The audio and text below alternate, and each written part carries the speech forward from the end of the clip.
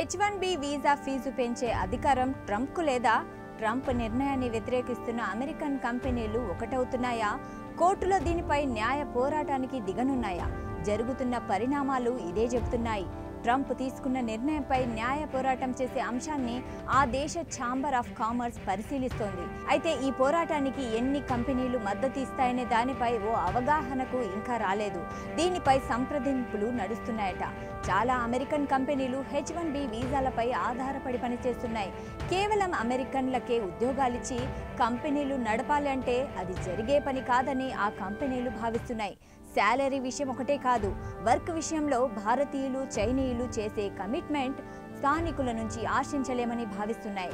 US chamber of commerce 2020లో non immigration వీసాల జారీ నిలిపివేయాలన్న నిర్ణయంపై కూడా కోర్టుకెళ్లింది, గెలిచింది. ఇప్పుడు కూడా అదే బాటలో ఉందని చెప్తున్నాయి.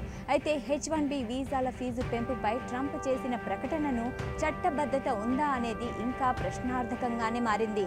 ఎందుకంటే ఫెడరల్ ఇమిగ్రేషన్ చట్టం యుఎస్ సిటిజన్షిప్ అండ్ ఇమిగ్రేషన్ సర్వీస్ని ఫీజు వసూలు చేసేందుకే అనుమతించింది. అది కూడా దాని ఖర్చులకు సరిపోయేంత మాత్రమే. గతంలో ఉన్న ఫీజు విధానాన్ని కాంగ్రెస్ ఆమోదించింది, అవసరమైనప్పుడు దానిని సవరిస్తోంది. దీన్ని బట్టి H1B వీసాలపై స్వతంత్రంగా సర్ఛార్జ్ విధించే అధికారం అధ్యక్షుడికి లేదనే వాదన వినిపిస్తుంది. అయితే దీనిపై ట్రంప్ వర్షన్ మరోలా ఉంది. అమెరికా విషయంలో నాదే ఫైనల్ డెసిషన్ అంటున్నాడు. కాబట్టి అమెరికా ప్రయోజనాలకు ప్రమాదకరం అని భావించిన విదేశీ వ్యక్తులను నిలువరించే అధ్యక్షుడిగా తనకు అధికారం ఉందని చెబుతున్నారు.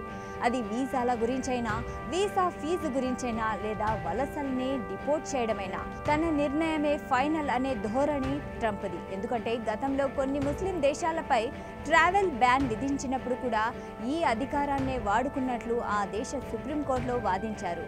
ఆ రోజు కోర్టు ట్రంప్ వాదనని సమర్థించింది. అయితే H1B కేసు పరిస్థితి వేరు. ఇక్కడ జాతీయ భద్రత అనే మాట లేదు, ఆర్థిక ప్రయోజనాలు మాత్రమే ఉన్నాయి. ఇది తాత్కాలికంగా పాజిటివ్ ఫలితాల్ని, దీర్ఘకాలంలో నష్టాల్ని కలిగించే అవకాశాలున్నాయనే వాదనలున్నాయి.